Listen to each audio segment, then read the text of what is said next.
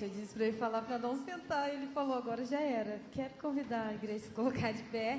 O Radical Vox vai cantar, mas nós queremos convidar vocês a cantar junto com a gente. Né? Primeiro a Stephanie vai cantar para ensinar a igreja. É muito fácil.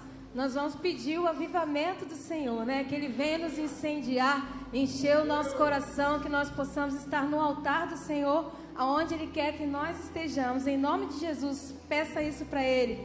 E quando chegar em casa, leia Atos 2 e você vai entender tudo que eu estou dizendo. Amém.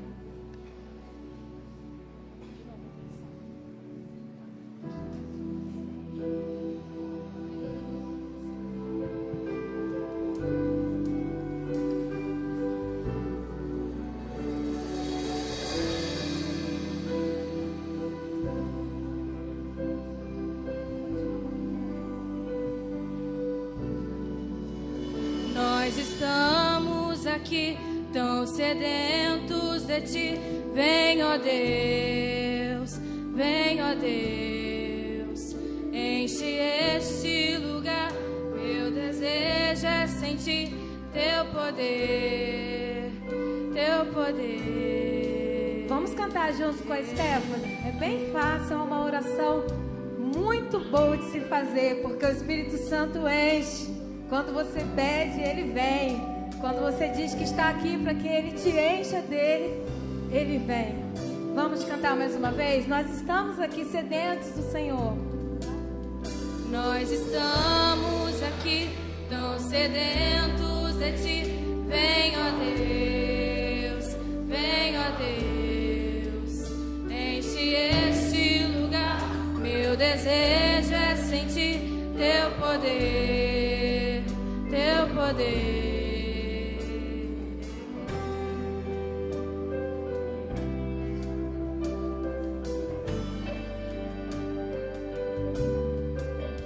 Nós estamos aqui tão sedentos de Ti.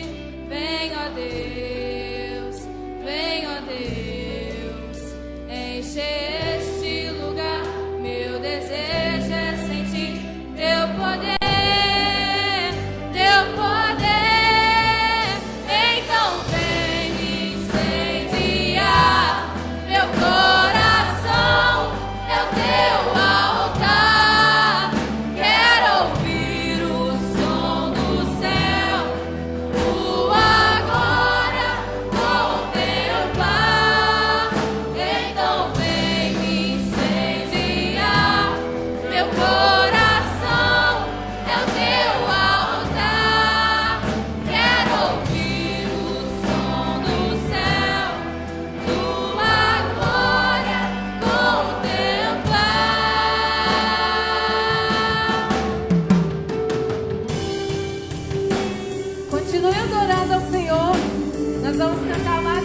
Para finalizar, nosso desejo é que o Espírito Santo enche todos os corações, o meu, o seu, que nós possamos estar firmes na presença do Senhor. Nós estamos aqui.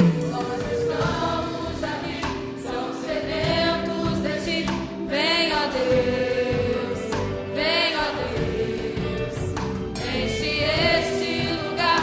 Meu desejo é sentir Teu poder, Teu poder. Nós estamos aqui tão sedentos de Ti. Vem, ó Deus, enche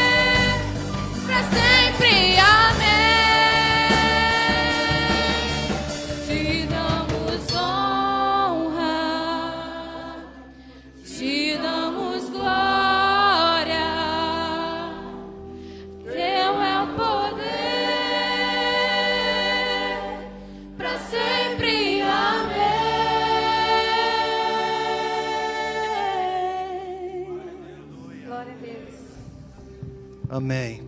Nós vamos ter um momento de oração.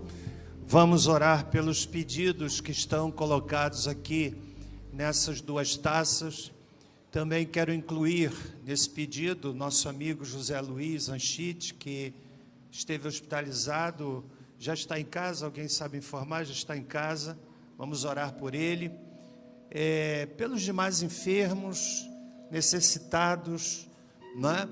E eu quero, nessa hora, levantar um clamor, pedir aos dois pastores que estejam aqui diante dessas duas taças, pastor Carlos e pastor Cícero. Temos aqui pastor Paulino, também está presente, pastor Paulino. Pastor querido, chega aqui para estar junto aos dois jovens pastores, e nós vamos orar por todos os pedidos colocados aqui. Eu quero convidar você, se de alguma forma você deseja vir à frente, tem um problema que está lhe angustiando, uma luta que você está passando, pastor amado, junte-se ali aos dois jovens pastores, vamos cantar esse louvor. E enquanto a gente canta, se você quiser vir aqui à frente, né, talvez uma situação que está para ser decidida, favorável contra você, alguma dificuldade, os pastores vão estar aqui, vão depois estender as mãos daqui a pouco sobre as duas salvas, e nós vamos cantar ao Senhor nessa hora.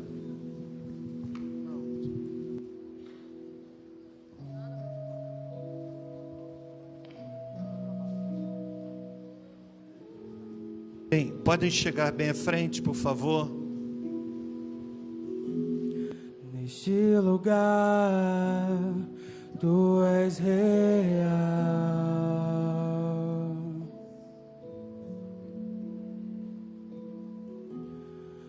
vou me entregar totalmente.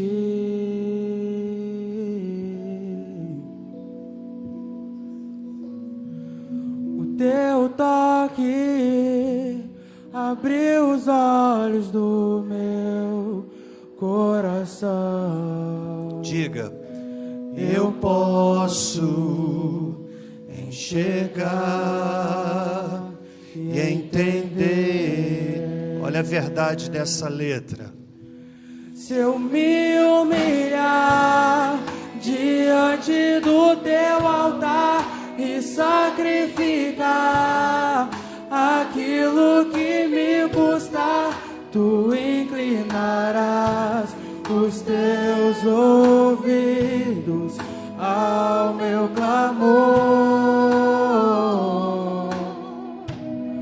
Mas vale um dia no centro do Teu querer que toda a vida sem jamais Te conhecer. Tu és minha fonte, minha colheita, minha herança. Vamos orar nesse momento. Senhor Deus, nós estamos aqui nessa hora de oração.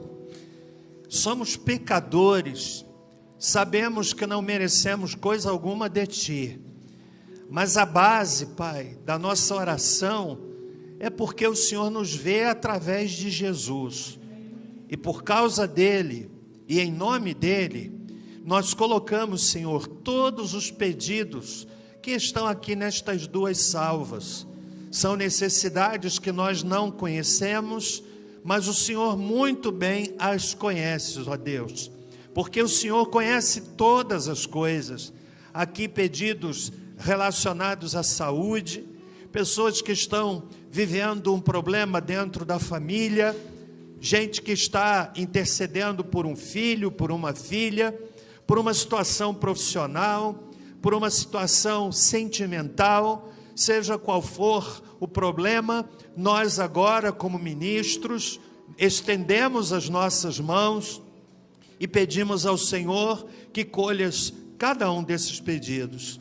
Oro pelos enfermos, oro pela vida do José Luiz, que carece tanto da tua graça na sua vida. Oro por sua família, oro pelos demais enfermos da nossa igreja, Pai, gente que tem lutado com enfermidade, que o Senhor possa estender a tua mão sobre cada um. Essas pessoas que vêm aqui à frente, cada uma delas trazendo, Pai, no seu coração uma necessidade, uma inquietação, uma súplica. Eu quero, Pai, pedir em nome de Jesus que o Senhor possa contemplar cada pedido e, de acordo com a tua vontade, que o Senhor possa responder para a honra e glória do teu nome. Nós oramos assim, pedindo pela palavra que vai ser lida e exposta nessa noite. Que o Senhor tome os meus lábios, a minha mente, os meus braços,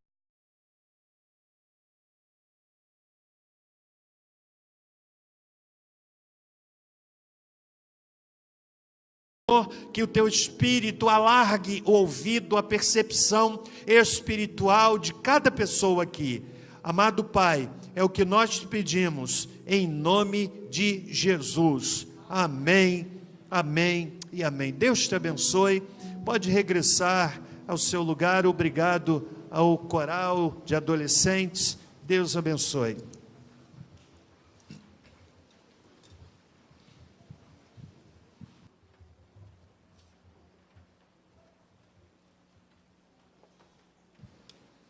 Enquanto os irmãos estão retornando, eu trago aqui a solicitação do Ministério de Estacionamento, que eles pedem aos irmãos que forem sair, sobretudo os que pararam no terreno ao lado, que tenham bastante atenção ao saírem do estacionamento, por conta dos carros que passam aqui transitando em alta velocidade.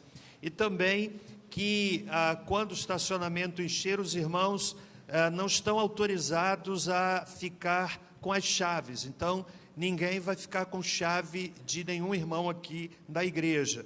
Pela manhã, o portão aqui da igreja se fecha às 10h35.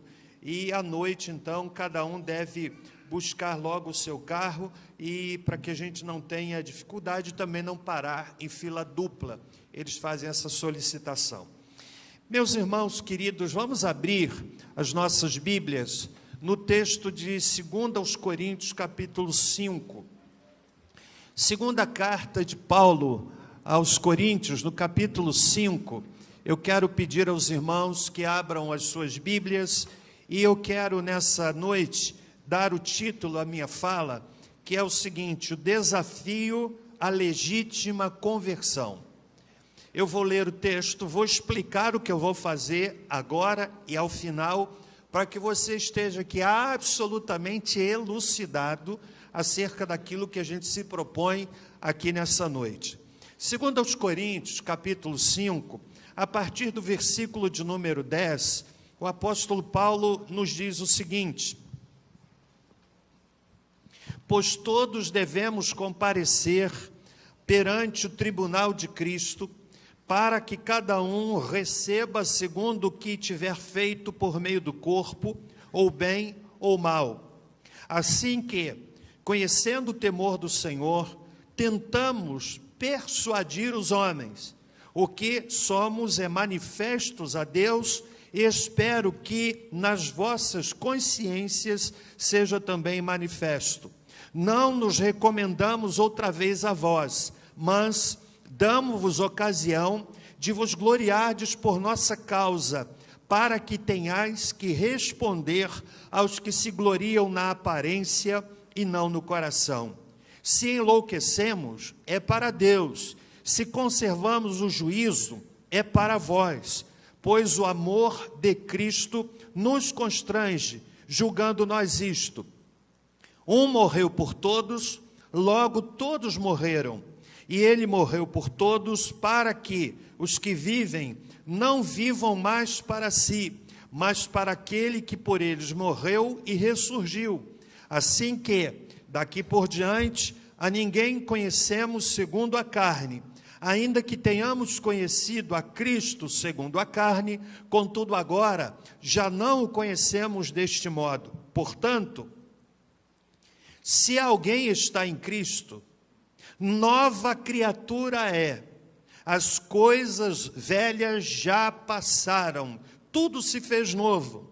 E tudo isto provém de Deus, que nos reconciliou consigo mesmo por Jesus Cristo e nos deu o ministério da reconciliação, isto é, Deus estava em Cristo reconciliando consigo o mundo, não imputando aos homens os seus pecados, e nos confiou a palavra da reconciliação, de sorte que somos embaixadores da parte de Cristo, como se Deus por nós rogasse. Rogamo-vos da parte de Cristo que vos reconcilieis com Deus. Aquele que não conheceu o pecado, ele o fez pecado por nós, para que nele fôssemos feitos justiça de Deus. Deus abençoe a leitura da sua bendita palavra aos nossos corações. Amém? O que é que eu quero falar nessa noite? Eu vou falar sobre conversão, vou falar sobre o que é conversão, vou mostrar quais são os efeitos da conversão, e ao final da minha mensagem eu vou convidar pessoas a experimentarem a conversão, a se entregarem a Cristo, a aceitar a Jesus como Senhor e Salvador. Então eu estou anunciando desde pronto qual é a palavra que nós vamos dar, o que é que nós vamos dizer, para que você que entrou aqui seja absolutamente elucidado acerca de tudo que há de ser dito nessa noite. O desafio à legítima conversão. E eu quero introduzir a minha fala dizendo o seguinte, que há hoje, no nosso país, uma extraordinária oportunidade para evangelizar. Quero dizer que as pessoas no Brasil estão mais abertas à pregação do Evangelho do que nunca antes.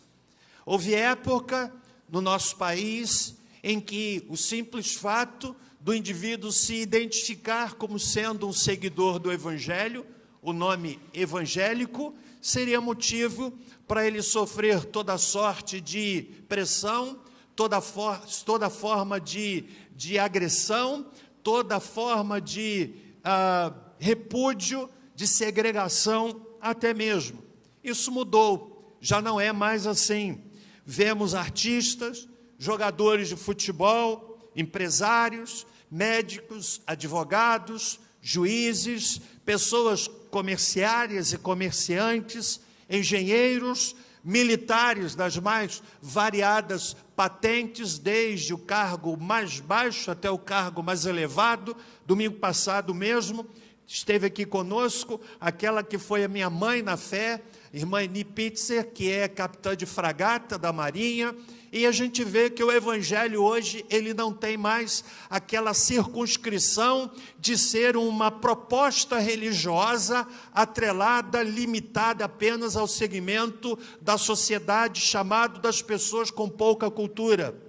Hoje o Evangelho tem alcançado gente de todo tipo, de todas as perspectivas profissionais, gente de todos os níveis intelectuais, gente de todos os níveis culturais, gente de todos os níveis econômicos. Temos professores universitários que são servos de Deus, temos universitários que são servos de Deus, temos gente, enfim, em todas as áreas. Eu diria, irmãos, que os céus do Brasil estão abertos à evangelização. Mas também, eu preciso dizer que os céus do Brasil também estão abertos à islamização e a outros apelos religiosos. Você sabe qual é a religião que mais cresce no mundo? Não é o cristianismo, é o islamismo. As expectativas são de que, até o final deste século, a religião dominante na face do planeta há de ser a religião muçulmana, o islamismo. pela sua forte visão expansionista, seja pela via, em alguns países, da violência, seja pela via, em outros países, das mulheres islâmicas que passam a ter mais filhos do que as mulheres cristãs, e é uma estratégia também, através da produção de filhos, na abundância de filhos, gerar muçulmanos para um futuro. Então, os céus do Brasil também estão abertos para a islamização. E pela superficialidade da pregação, nós observamos, irmãos, que isso gera também uma experiência espiritual superficial. Não será estranho, vale dizer, nós percebermos uma nova realidade religiosa evangélica no nosso país daqui a pouco, de pessoas que vão mesclar elementos de todas as tendências religiosas e vão se identificar com todas essas nuances, com todas essas perspectivas, como sendo evangélicos, ainda que tragam na sua base elementos variados de todos os segmentos religiosos, isto fruto de uma pregação superficial. Quando eu olho na minha introdução a esta fala, para eu falar sobre o desafio a uma legítima conversão, eu quero dizer para você que, olhando para o nosso ambiente chamado evangélico, prezados adolescentes, eu preciso dizer que o número de evangélicos no Brasil aumentou 61,45% nos últimos 10 anos. É algo espantoso, e esses dados são dados do IBGE, que eu os tirei do portal G1. Por outro lado, olha o que é que diz um professor sociólogo, professor numa das maiores universidades do Brasil, que é a USP, Universidade de São Paulo. Ele diz o seguinte, abre aspas, pode não ter religião hoje e ter religião amanhã. Ou seja, essa flutuação de perspectiva religiosa de indivíduo que hoje tem uma religião, amanhã não tem, ou tem outra religião. E ele segue, ficou muito ao sabor da época da vida, dos compromissos que se quer assumir. E chamou-me a atenção esta frase dita por este professor da Universidade de São Paulo, quando ele diz assim, a religião deixou de ser condição obrigatória para ser um bom cidadão. Socialmente, a religião não tem mais papel nenhum. Senhores, isso é sério. Socialmente, a religião não tem mais papel nenhum. Ou seja, a religião não tem produzido impacto na sociedade. A religião não tem tido a capacidade de transformar a sociedade. Ou seja, a religião se tornou alguma coisa sem qualquer possibilidade de influenciar. Perdeu o sabor. Jesus, quando fala do Evangelho, ele diz que a mensagem do Evangelho, ele diz que aqueles que seguem o Evangelho, ele usa duas figuras de linguagem, dizendo, vós sois sal da terra, vós sois a luz do mundo. Ou seja, o Evangelho que alcança uma pessoa, inevitavelmente, o Evangelho de Jesus, que toca o coração de uma pessoa, há de se traduzir numa influência, numa transformação positiva na sociedade. Mas não é isso que tem acontecido. Isto porque vivemos uma religiosidade superficial.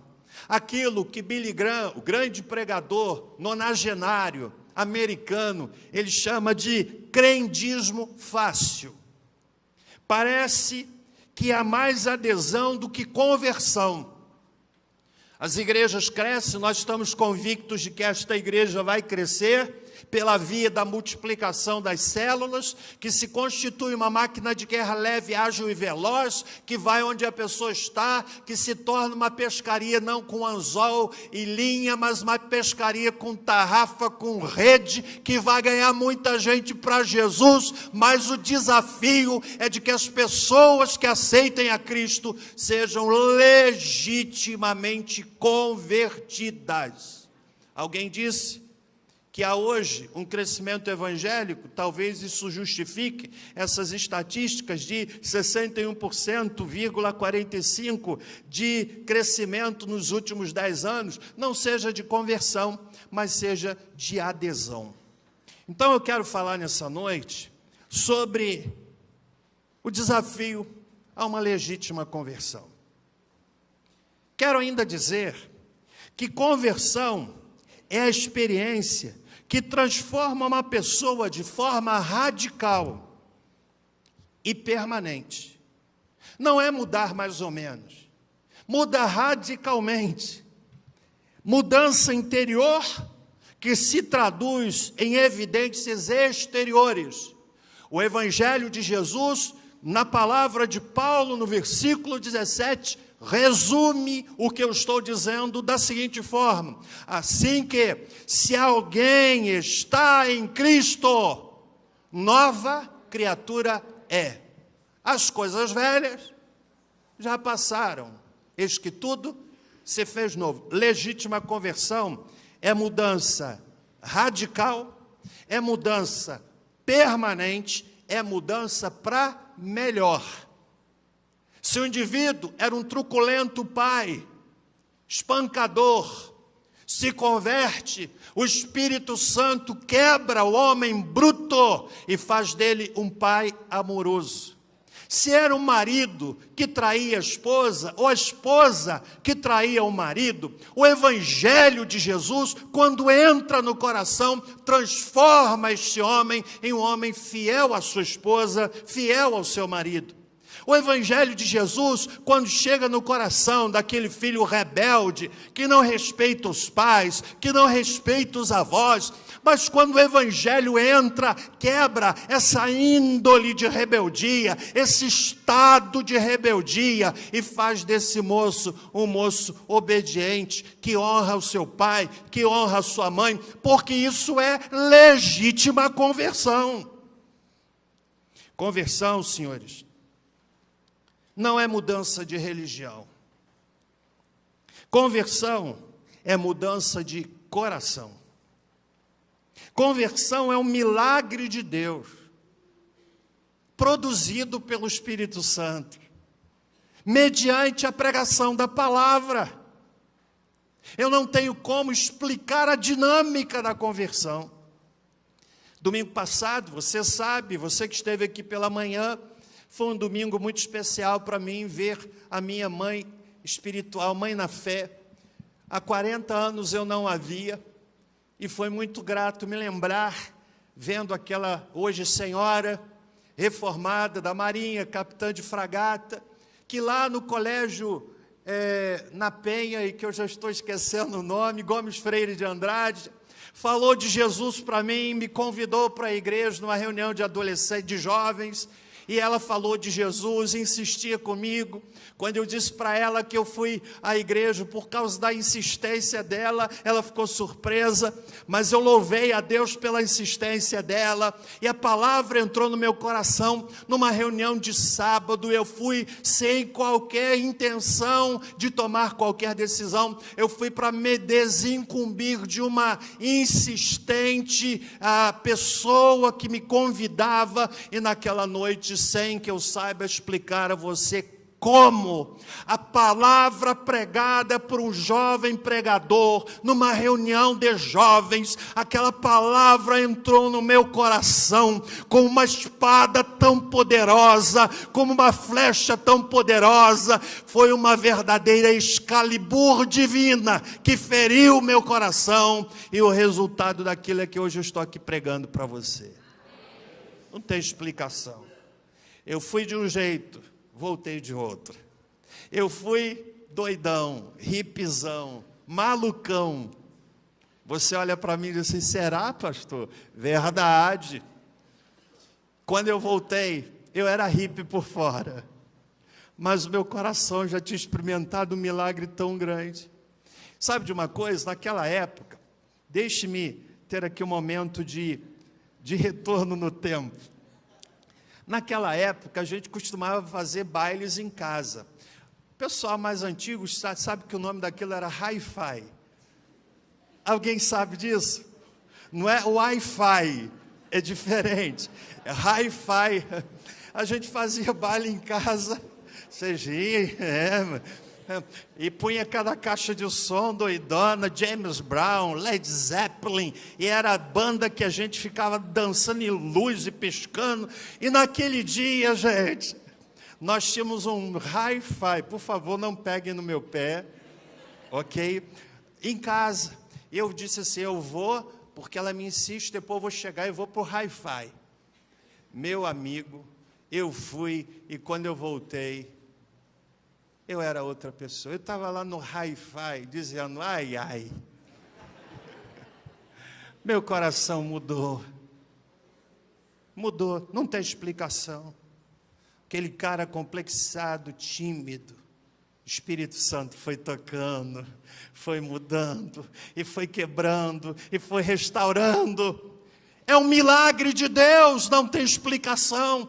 Eu sei que enquanto eu prego para este auditório, pessoas que estão me vendo na internet, que estão acompanhando, nós não podemos dimensionar o alcance da palavra, porque ela é viva, é eficaz, não importa o motivo que lhe tenha trazido aqui. Eu creio que o Espírito Santo, independentemente do motivo, ainda que o motivo seja contrário, ele é poderoso para fazer com você como fez comigo.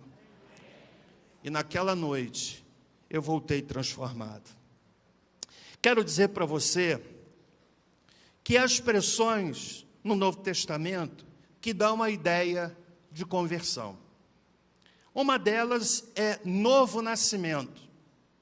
Jesus conversando com Nicodemos, do capítulo 3 do livro de João, ele diz para aquele homem religioso, para aquele homem teólogo, que vai a Jesus cheio de indagações teológicas. Jesus olha para ele em João capítulo 3, você pode conferir, e Jesus olha nos olhos de Nicodemos e diz, necessário é nascer de novo. Ou seja, não importa a religiosidade, e no caso de Nicodemos, sem dúvida alguma maior do que todos nós aqui, Jesus olha nos olhos dele e diz assim, nada disso tem efeito, importa nascer de novo. Importa nascer de novo. Paulo utiliza também uma outra expressão semelhante à que está no texto em tela, que é aquele que aparece no livro de Gálatas, capítulo 5, capítulo 6, verso 15. Ele diz, necessário é ser nova criatura. Nova criatura é ser convertido. Nova criatura não é mudar de religião, eu era de uma religião, agora eu sou evangélico. Não é isso que é conversão. Conversão é mudança de coração. Ninguém se torna nova criatura para se converter. Ninguém se torna nova criatura para se converter. Mas sim, é nova criatura porque se converteu. Toda pessoa que legitimamente se converte, torna-se nova criatura. Quero dizer para você que Deus está onde sempre esteve. A essência desse texto que eu li, que é um texto altamente teológico, ele trata de um tema fundamental do cristianismo apostólico paulino, que é o tema da reconciliação. Quando Paulo diz, por exemplo, Deus estava em Cristo reconciliando consigo o mundo. Deus estava em Cristo reconciliando consigo o mundo. Várias vezes Paulo fala sobre isso. O tema da reconciliação. O que é que significa a reconciliação dentro do texto que nós lemos? Não significa que Deus se afastou do homem, mas é o tema que tem a ver com o homem que se afastou de Deus, por causa do pecado. E Deus, no seu infinito amor, manda Jesus Cristo vir ao mundo. Deus se faz homem na pessoa de Jesus, enfrenta a cruz, é maltratado, é vilipendiado, é torturado, é cravado naquele madeiro, recebe uma coroa de espinhos que lhe fez sangrar a fronte, e ele faz isso como um sinal de Deus, como a proposta única de Deus, como desafio único de Deus, como convite único de Deus, para que você e eu nos reconciliemos com Ele por meio de Jesus. Quero dizer então, que quando a Bíblia fala em reconciliação, ela está, na verdade, não tratando de relações que precisam ser aproximadas, mas sim, principalmente, da eliminação de uma inimizade, a eliminação de uma disputa. Todos os nossos pecados, senhores, recaíram sobre Jesus. Nenhum de nós aqui é melhor do que o outro, somos pecadores. Não há qualquer pessoa que possa se imaginar ou se entender melhor do que a outra. Billy Graham disse certa vez que qualquer um de nós, por causa da natureza pecaminosa, das condições ideais, somos capazes de cometer qualquer pecado. Não fosse a graça de Deus, não fosse a misericórdia de Deus, o que seria de nós? O que seria de você? O que seria de mim? Assim, eu quero ler esse texto, buscando identificar nele algumas características de uma legítima, o quê? Conversão. Eu disse no início que eu ia falar, e disse no início que eu vou fazer o final. Você que está aqui, que ainda não entregou sua vida a Jesus, ainda tem tempo. Mas não vai embora, não. Mas eu vou convidar você a entregar sua vida a Jesus a partir do que eu vou anunciar aqui. Vou à Bíblia. Tenho dito que o centro do culto cristão praticado por uma igreja batista não é o louvor, não é o coro, conquanto sejam partes importantíssimas do culto. O centro do culto em uma igreja batista, igreja que prega a palavra, que não é a única, mas o centro do culto é o momento da palavra, o momento da exposição da Bíblia. E é isso que eu quero fazer nessa noite. Estão prontos? Amém? Sim ou não? Tem tempo. Fazer um intervalo aqui para você imaginar se vai ficar ou não. Claro que você vai ficar. Você veio aqui porque Deus te trouxe aqui. Talvez você tenha pensado assim, não, eu fui porque eu estava com tanta vontade de ir, tinha tanta curiosidade. Não, querido, Deus trouxe você como fez comigo, naquela noite de sábado, no mês de novembro, muitos anos atrás. Vamos então, o que é que a gente pode aprender do texto sobre legítima conversão? Em primeiro lugar, a legítima conversão é fruto do amor e da iniciativa de Deus revelados na pessoa de Jesus.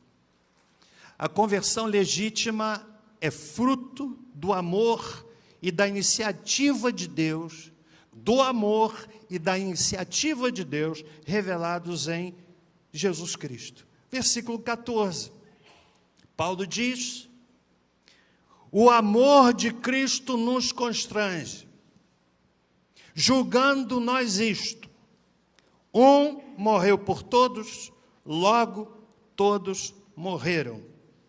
No verso 18, Paulo diz: e tudo isto provém de Deus. Ele tomou a iniciativa, que nos reconciliou consigo mesmo, por meio de quem? Por meio de Jesus Cristo.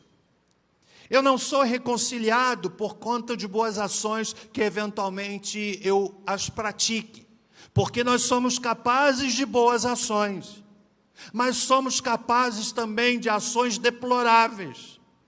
Somos capazes de ajudar uma idosa a atravessar a rua, mas somos capazes de passar e não prestar socorro a alguém que está morrendo na rua.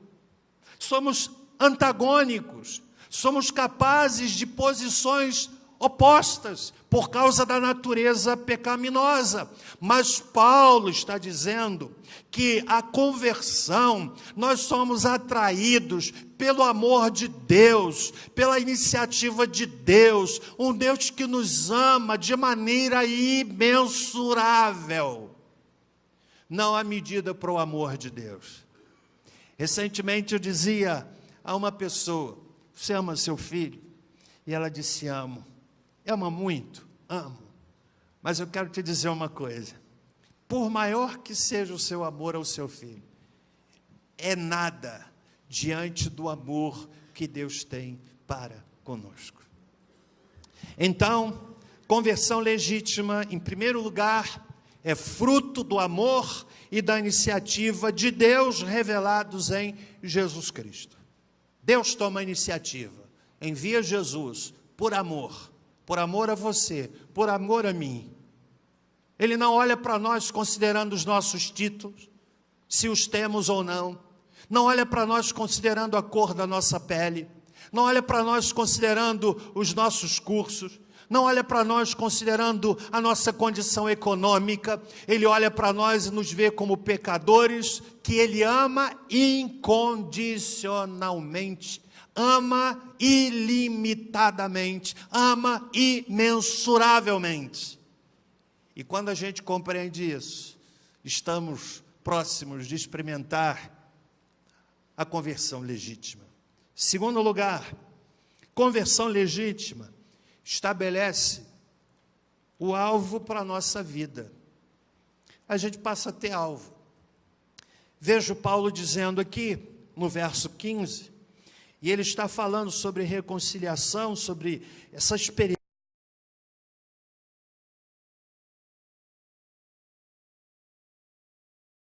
Ele estabelece agora um alvo, para que os que vivem não vivam mais para si, mas para aquele que por eles morreu e ressurgiu. Preste bem atenção. O ser humano vive para si. Faz as coisas pensando em si. É essencialmente egoísta. Você, sem a graça de Deus, como eu, somos naturalmente egoístas. Somos capazes de sentir compaixão e sofrimento por um ente querido que passa por uma tribulação, mas nos tornamos insensíveis com a dor do outro. Não é verdade? A dor do outro se torna menor do que a nossa própria dor. Olhamos a tragédia que acontece no ambiente da nossa família, ou com alguém que nos é caro, com alguém que nos é próximo, e somos capazes de perder o sono, de ficarmos angustiados e chorarmos por muito tempo, mas nos tornamos insensíveis quando olhamos o que aconteceu lá em Londres, aquele prédio que pegou fogo e mais de 60 pessoas morreram, muitas delas carbonizadas, que não vão ser identificadas, que não vão ser choradas numa identificação de olhar, de ver o rosto, de ver o semblante, porque tiveram seus corpos carbonizados. A gente lê uma notícia dessas e não nos afeta. Não é verdade? Sabe por quê, irmãos? Naturalmente nos tornamos egoístas, somos pecadores. Mas quando o Evangelho toca, nós passamos a viver para o Senhor. O foco deixa de ser o que eu desejo, mas passa a ser o que Ele deseja. Conversão gera entrega total e irrestrita da vida ao Senhor. Não mais a nossa vontade, mas sim a vontade de Deus. Não é isso que Paulo diz no verso 15? Leia comigo, por favor. Paulo diz: Ele morreu por todos. Qual é o propósito? Para que os que vivem. Qual é o alvo de vida? Não vivam mais para si, mas para aquele que por eles morreu e ressurgiu. Sabe o que significa? Conversão legítima. Você não vai ficar com um pé no mundo e outro na igreja. Tem gente que diz assim, estou quase me convertendo. Querido, não tem quase conversão, como tem quase grávida. Conhece alguma mulher que diz assim, pastor, eu não conheço, pode ser que exista, estou quase grávida. O que é quase grávida? Ih, estou quase grávida. Chega para a família e diz assim, pai e mãe, senta aí que eu tenho uma notícia para te dar. Qual é, filho? Estou quase grávida. Existe isso? Ou está ou não está. Conversão, amigo, é a mesma coisa. Mas quando o indivíduo se converte, ele passa a ter alvo de vida. Isso chama-se entrega. Entrega total. É essa entrega que nos permite viver, usufruir os efeitos maravilhosos da verdadeira conversão. Aconteceu comigo, tem acontecido com tantos, histórias lindíssimas que nós temos aqui neste auditório, histórias lindíssimas que eu conheço quando vou pregar em outros lugares, gente que diz assim, pastor, me converti com uma pregação sua em tal lugar, eu nem lembro, não lembro o dia, não lembro o local, não lembro a pregação, mas a mensagem mudou a vida de algumas pessoas. Então, legítima conversão estabelece alvo de vida, não mais eu. É como a gente canta, que ele cresça e eu diminua. Que ele cresça e eu diminua. Isso é legítima conversão. Você tira o foco de você. E quando você tira o foco de você, o que você tem passa a ser dele. Sua casa passa a ser dele, seu carro passa a ser dele, seu dinheiro passa a ser dele. Dar dízimo, não importa o que o mundo diga, eu tenho prazer de fazer isso, porque eu entendo o que é dele. O que eu sou é dele, o que eu entendo é dele, o que eu aprendi é para ele, o que eu sou é para a glória dele. E se há algum louvor eu ganhar, eu entrego a ti, diz o hino, que a gente canta.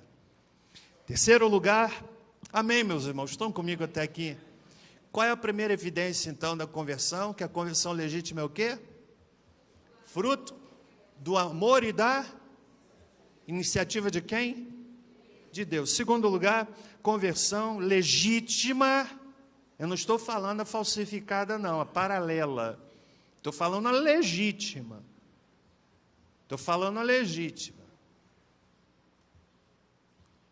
estabelece o alvo para a nossa vida. Em terceiro lugar, a conversão legítima nos transforma em novas pessoas. Novas pessoas. Olha o que o texto diz no verso 17. Portanto, vamos ler juntos, a tradução está colocada ali. Pelo que, se alguém...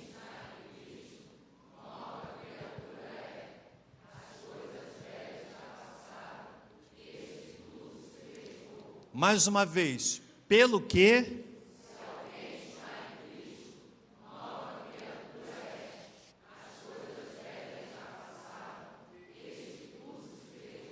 Você sabe que conversão legítima, a palavra que fala ali, nova criatura, significa uma nova construção.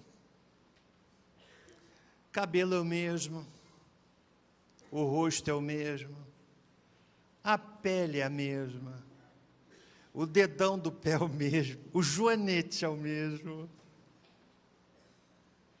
mas o coração é outro. É outro. Mudamos por fora. Quando a pessoa se converte de verdade, ela muda por fora, porque mudou por dentro. Permitam-me compartilhar a minha experiência. Eu falei que eu era hippie. Depois você procura lá no Google o que é hippie, né? Que é tão antigo isso. Acho que é da época do Elias. Você fez 60, irmão. Esse não foi tão enfático. Depois você procura no Google. Me converti, hippie, doidão, cabelão desse tamanho, Black Power. Nunca recebi visita da igreja. Eu entendo que isso é importante.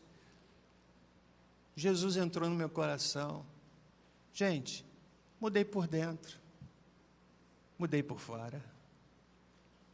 Mudei por fora. E mudança radical. Sabe um cara doidão?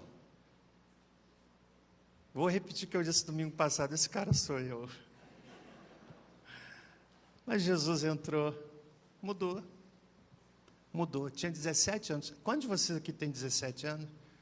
Tinha a sua idade, Mariana. 17 anos. Mudou. Mudou. Tímido toda a vida. Se alguém olhasse para mim, eu entendia, está rindo de mim, não está rindo para mim. Mudou meu coração. Aí veio um fogo dentro de mim, comecei a pregar lá na rua, na Penha, em frente à antiga Casa Sendas. E aquele cara tímido, com a Bíblia na mão, falando do amor de Deus. Tem explicação isso? Não tem. Não tem. Eu vi o Guilherme ali, parabéns, Guilherme. Eu era muito tímido, talvez igual a você. Verdade. Deus mudou. Eu ainda sou tímido, não parece não, mas sou. Mas olha, eu me solto quando eu estou pregando. Aleluia. Se você me permitir, eu vou pregar até meia-noite. Minha mulher vai ficar. Os diáconos também. Claro que eu não vou fazer isso. Mas apenas para dizer a você que conversão transforma em novas pessoas. Está ali o texto. A conversão legítima nos faz ter comportamento diferente. Porque temos uma motivação diferente. Vou repetir isso. O camarada que não muda comportamento, há que se suspeitar da sua conversão, porque comportamento é fruto de uma motivação. O Evangelho muda a motivação, necessariamente muda a ação, o comportamento. Não é imposição da igreja, mas é uma ação do Espírito Santo no coração. Mudamos por fora, não por imposição, mas sim por opção, por escolha, fruto da ação do Espírito Santo no coração. Por fim, quero dizer para você, estão entendendo, irmãos? Sobre o que é que eu estou falando? Qual é o tema da mensagem? O desafio aqui é a legítima conversão. Eu disse que eu ia falar sobre conversão, explicar no texto, e ao final vou convidar alguns de vocês a experimentarem Jesus para que experimentem a conversão. Quarto lugar, então, a conversão legítima nos dá um sentimento de missão. Diga comigo, missão. Olha o que Paulo diz no verso 19. Leia na sua Bíblia, por favor. Deus estava com Cristo reconciliando consigo o mundo, não imputando aos homens os seus pecados, e nos confiou, nos entregou o que? Essa palavra que reconcilia o homem com Deus foi entregue a nós. Paulo tinha isso muito claro, e no verso 20 ele diz, de sorte que somos embaixadores da parte de Cristo. Você sabe qual é a figura do embaixador? Embaixador é aquele que está numa nação distante, em outro país, falando em nome da sua nação. Ele não fala em seu próprio nome. O embaixador dos Estados Unidos no Brasil, ele não tem voz própria, a voz dele é a voz do presidente dos Estados Unidos. O presidente da Rússia, a sua voz no Brasil é do embaixador da Rússia no Brasil e vice-versa. Nossa voz não é aquilo que eu penso, mas eu sou embaixador, eu tenho uma voz, eu tenho uma palavra daquele que eu represento. E Paulo diz, somos embaixadores da parte de Cristo, como se Deus por nós rogasse. Rogamo-vos da parte de Cristo, que vos reconcilieis com Deus. Preste bem atenção, que eu estou caminhando para o fim. Pregar o Evangelho a outras pessoas é a manifestação natural da legítima conversão. Você pode não saber explicar a Bíblia, como eu não sabia. Na escola, quando eu me converti, não sabia nada de Bíblia. Mas nos momentos lá de apresentar trabalho, de grupo, eu me via lá na frente dizendo, cara, Jesus mudou a minha vida. Eu sei que Ele mudou, entrou, um negócio aconteceu dentro de mim, eu olhando para os meus colegas, meu professor parado, olhando, todo mundo quieto, porque é natural, você fala daquilo que seu coração está cheio. Transpira, você transpira, Jesus. Transpira. Isso é missão. A verdadeira conversão nos faz missionários, ou seja, missionário é aquele que tem uma missão. Pastor Cícero e Vera, hoje pela manhã, falaram aqui, Deus deu a eles uma missão, eles estão entendendo que a missão deles é de ir para a Espanha. Nossa irmã querida Joyce vai para a China. Em outra oportunidade, ela vai contar aqui o que Deus tem feito na vida dela. Pastor Fábio, Natália, membro dessa igreja, é missionário lá na Itália, em Roma. Deus está conduzindo, sem contar os outros missionários que nós apoiamos, mas precisamos entender que temos um chamado missionário, todos nós, uns para mais distante, outros para o seu local. Célula é visão missionária, é ganhar gente no bairro, é ganhar gente na vizinhança, é pregar o Evangelho onde as pessoas estão. E se nós entendermos bem isso, irmãos, o sentimento de missão, que eu sou um embaixador, eu preciso entregar a mensagem que o meu embaixador me delegou. A história das Olimpíadas tem a ver com isso. Alguém que correu tanto, maratona, correu tanto para entregar uma mensagem. Uma mensagem. Eu quero desafiar você a se tornar um missionário, porque a verdadeira conversão faz isso. Paulo foi perseguidor dos cristãos. Ao se converter, tornou-se ele um perseguido como cristão. Caiu um perseguidor, levantou-se um perseguido. Deus o transformou. Eu encerro dizendo para você o seguinte: verdadeira conversão leva o homem a comprometer a sua vida ao limite da morte, se necessário for. A tradição, a Bíblia diz que João foi exilado na solitária ilha de Patmos. Estevão apedrejado até a morte por uma multidão irada.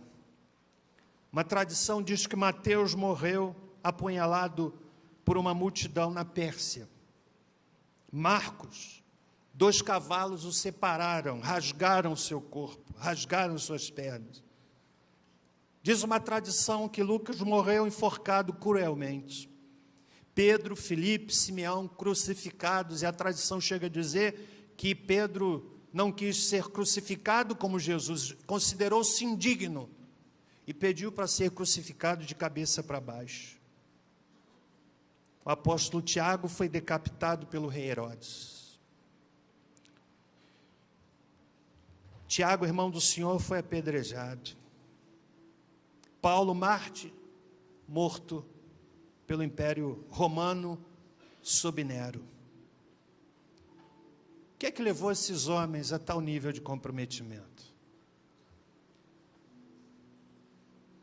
Eu li a história de um casal de missionários no início do século passado na China. Fato real. Não sei a riqueza dos detalhes, mas aquele casal, levado a negar o nome de Jesus, E por razão alguma eles cediam àqueles apelos das autoridades para que eles negassem o nome de Jesus, para que na sua negativa pública desestimulasse a tantos que queriam seguir a Cristo. Ficaram irredutíveis. Pegaram seu pequeno filho,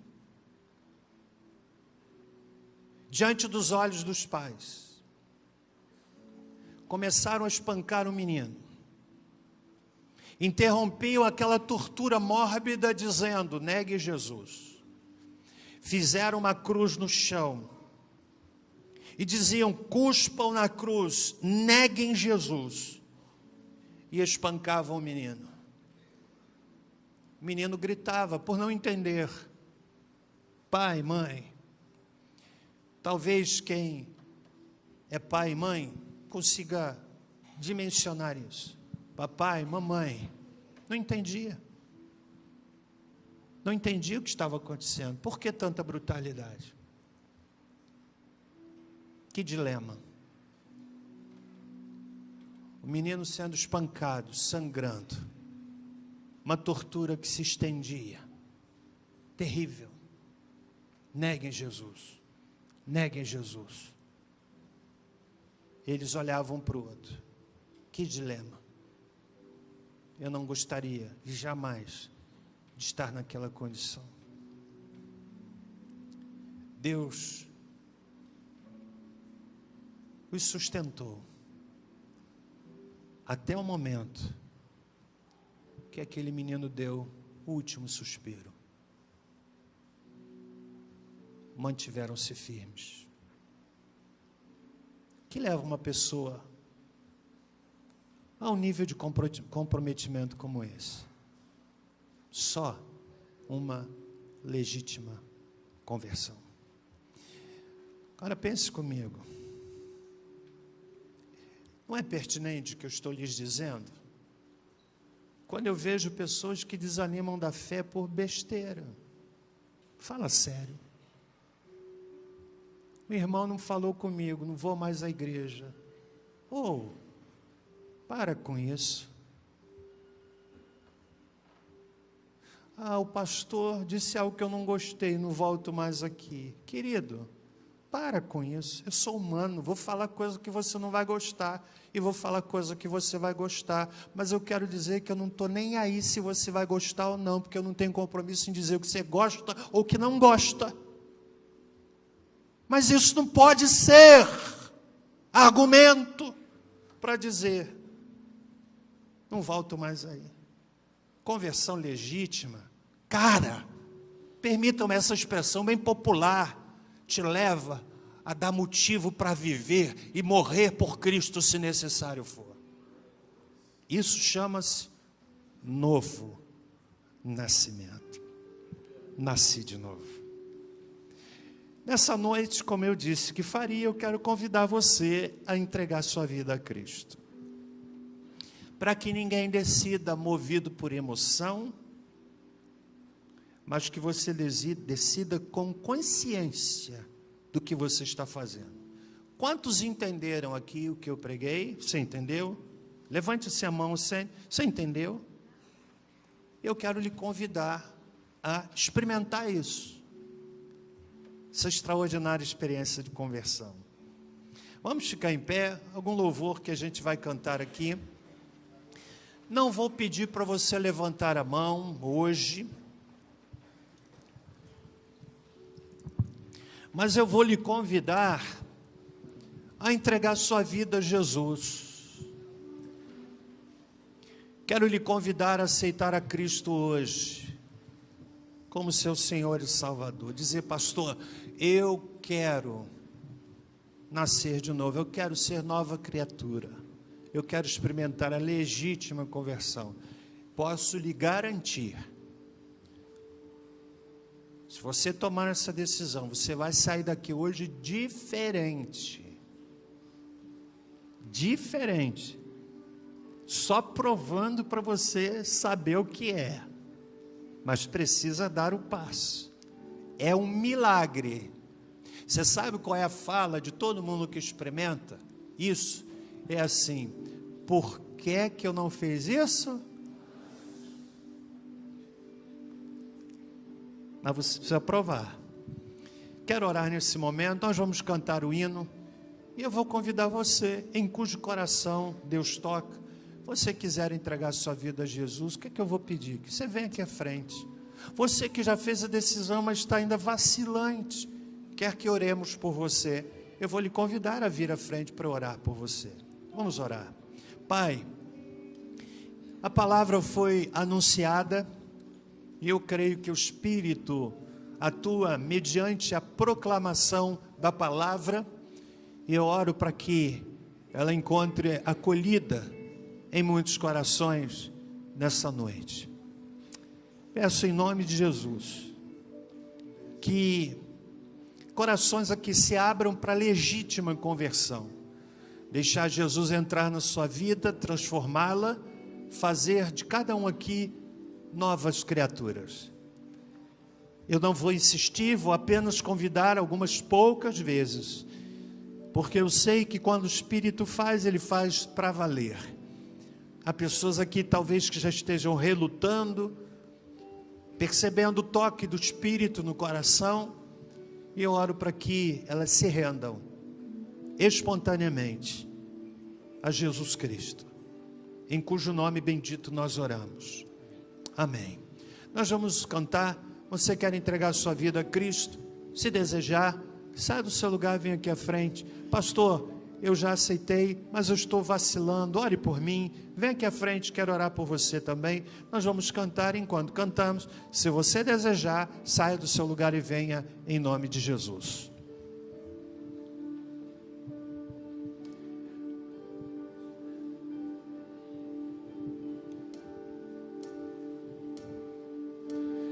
Mais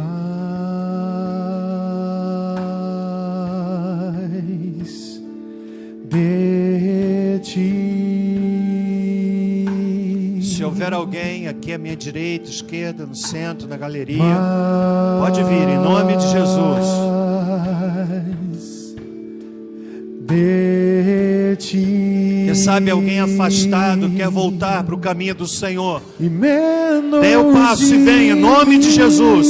Se o Espírito Santo lhe toca, venha em nome de Jesus. Menos de mim,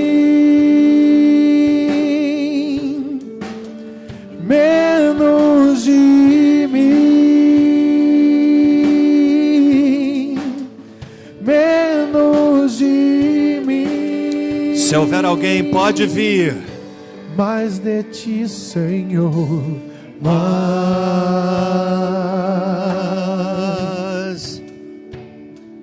de ti,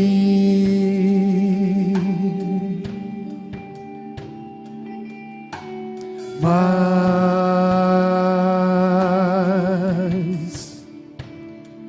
de ti, menos de mim, menos de mim, menos de mim, menos de mim.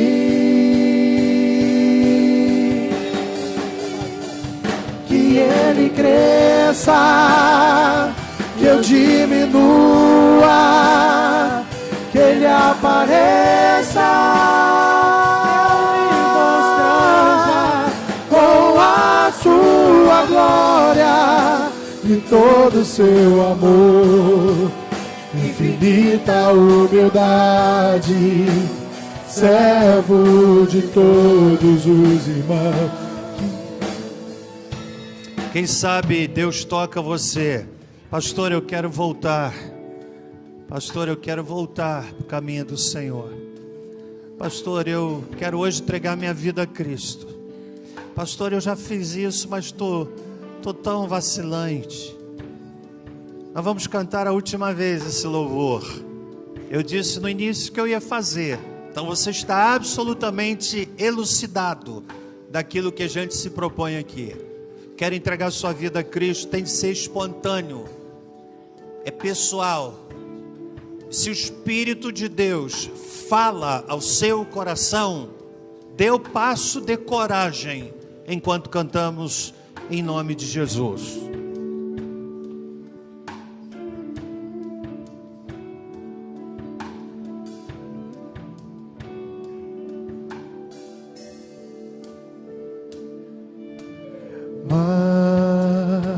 Mas cante.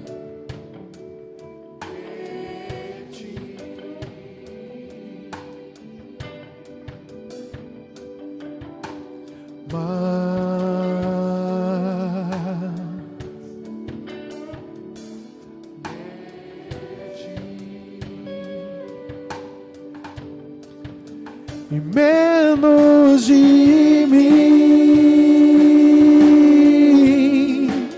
e menos de mim, e menos de mim, e menos de mim, que Ele cresça, que eu diminua, que Ele apareça, eu me constranja com a sua glória e todo o seu amor, infinita humildade, servo de todos os irmãos. Que Ele cresça, que eu diminua, que Ele apareça, eu me constranja com a sua glória e todo o seu amor.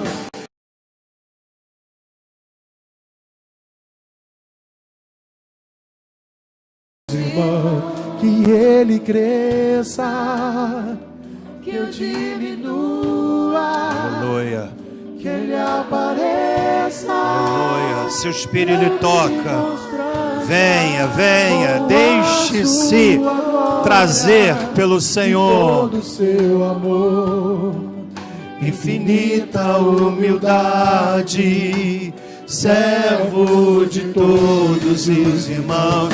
Que Ele cresça, que eu diminua, que Ele apareça, eu me constranja com a sua glória, com todo o seu amor, infinita humildade, servo de todos os irmãos.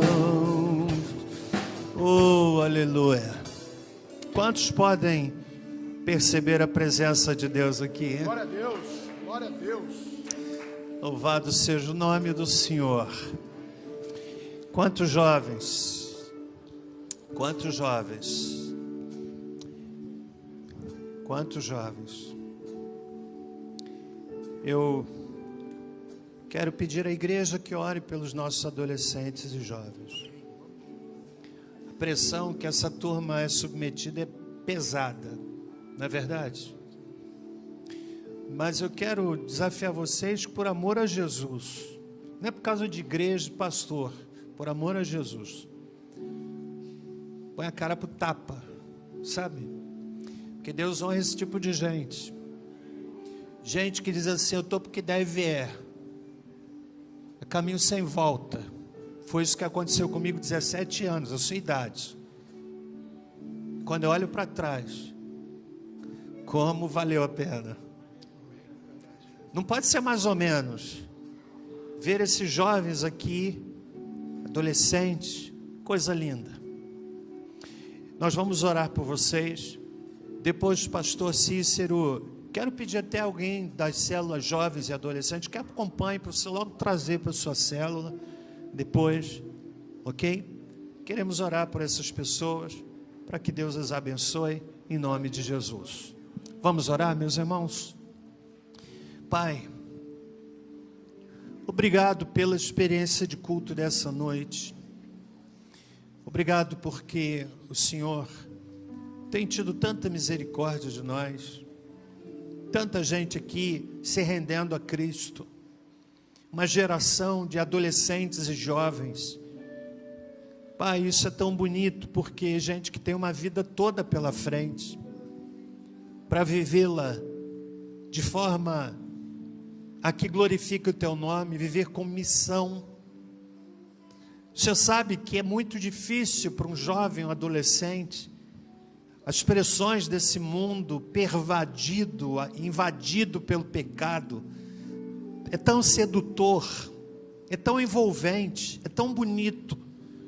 Só pela graça do Senhor que são capazes, serão capazes de dizer não àquilo que todos são levados a dizer sim.